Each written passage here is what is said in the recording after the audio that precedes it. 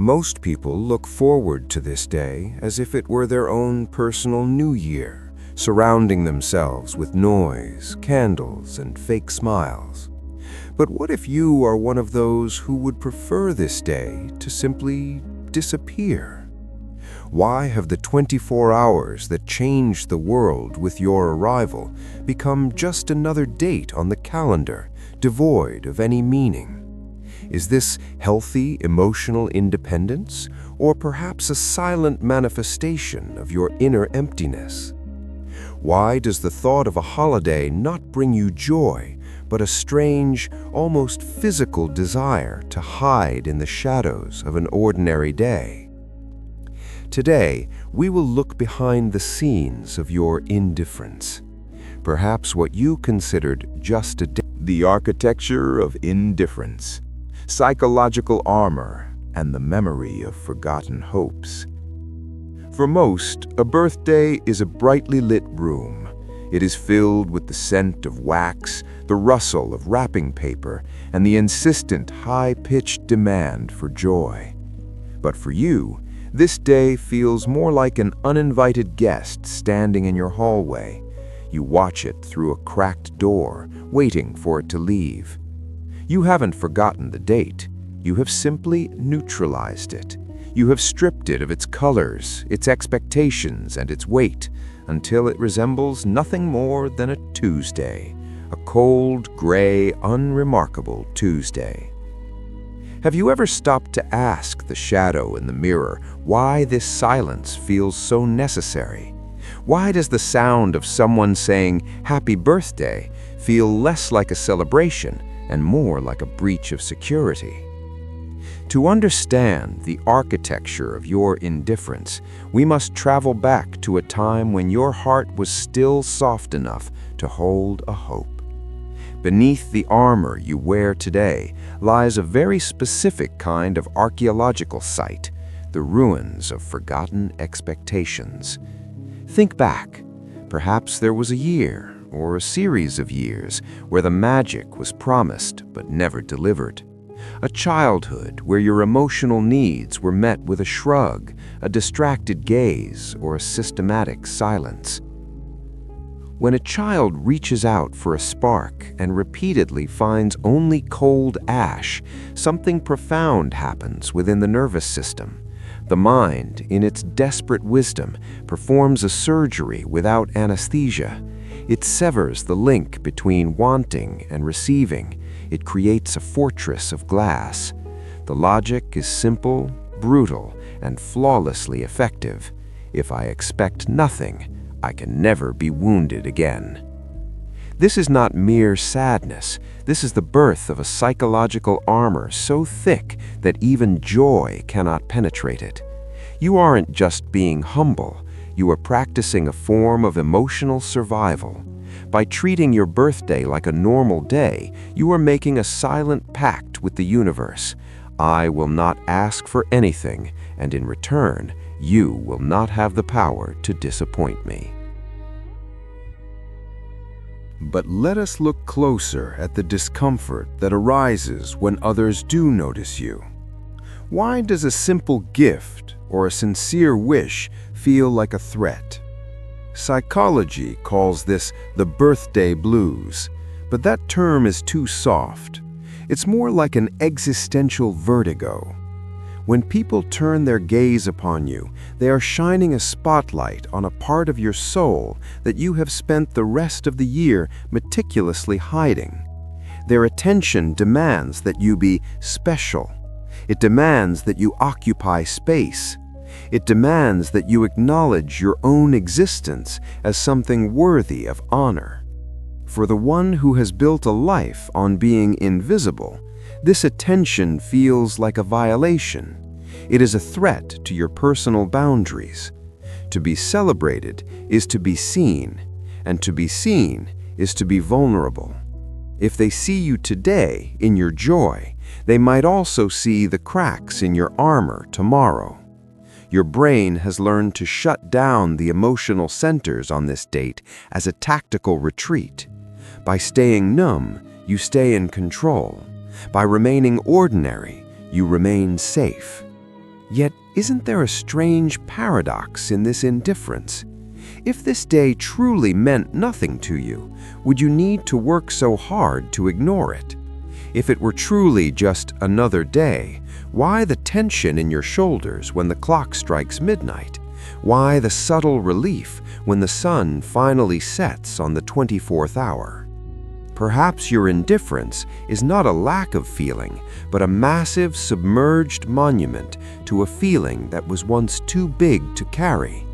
You have built a beautiful, cold cathedral over a grave. You have mastered the art of being a ghost at your own feast. But as we stand in the ruins of these forgotten hopes, another question begins to stir in the dark. Is this armor actually protecting you, or is it merely a cage with a different name? If we have unmasked the pain behind the silence, we must now ask what lies beyond the pain. Is it possible that your refusal to celebrate is not a sign of brokenness, but the first step toward a radical kind of freedom that most people will never understand? The fortress is strong, the walls are high, but even the thickest armor has a seam. And as we move deeper into the night, we must look at what happens when the need for protection dies and something much more unsettling begins to take its place. The silence is about to change its tone. We have walked through the ruins of childhood and felt the weight of the psychological armor you carry. But now, the air changes. We must move from the why of your past to the is of your present. What if your indifference is not a wound at all? What if beneath the scars of forgotten hopes lies a radical, quiet strength? Consider the clock. To the world, a birthday is a milestone, a frantic attempt to pin a ribbon on the tail of time. But to the philosopher, time is not a series of checkpoints. It is a river that never stops to ask your name. Martin Heidegger spoke of Dasein, of being there. He argued that we are thrown into this world without our consent. If our existence is a constant unfolding process, why do we treat one specific rotation of the earth as if it possessed a mystical quality? By ignoring the calendar, you are perhaps performing a silent Heideggerian act.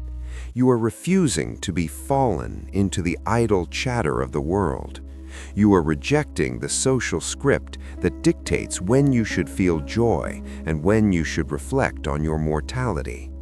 Is it possible that your normal day is actually the highest form of maturity?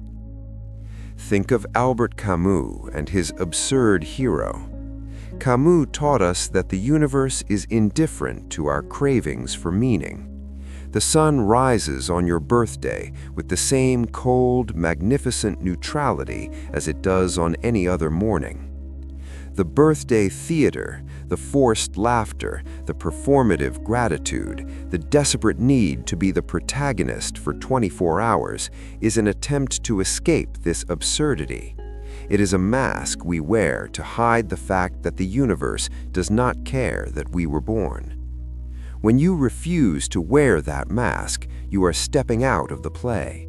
You are looking the absurd in the face and saying, I do not need a ritual to justify my existence. I am here. That is enough. This transition from trauma to choice is subtle. It begins as a defense mechanism, a way to avoid pain, but it can evolve into a profound kind of freedom. It is the freedom of the person who has stopped seeking external validation once a year because they have begun to find the quiet, steady value of their existence in every single breath. Why wait for a candle to be lit to feel alive? Why wait for a chorus of happy birthday to know that you occupy space in this world? The person who treats their birthday like a normal day is often a person who has made peace with their own invisibility. not because they are broken, but because they are whole. You have realized that specialness is a trap, a social currency used to buy a momentary sense of belonging at the cost of your authenticity. But let us push further into the dark. If you no longer need the masks, if you no longer need the theater, what is left? When you sit in the silence of your uncelebrated evening, you are occupying a space of true freedom. There is no debt to pay to society's expectations. There is no pressure to feel a certain way. There is only the raw, unadorned fact of your being. It is an ordinary day, yes, but in that ordinariness there is a terrifying purity. You are not a birthday boy or a birthday girl. You are not a role. You are a consciousness, observing the passage of time without flinching. But is this the end of the journey? Have you reached the final plateau of peace, or have you simply found a more sophisticated way to hide? We have stripped away the trauma. We have unmasked the philosophy. We have praised the silence. Yet there is one final door we haven't opened. Because even in the most authentic existence, there is a shadow. Even in the most conscious choice, there is a question that remains unanswered. If every day is ordinary and every moment is equal, then why do we still feel the weight of the silence when the world expects us to sing? The light is fading. The philosophy has done its work. Now we must face the reality of what remains when the calendar is empty.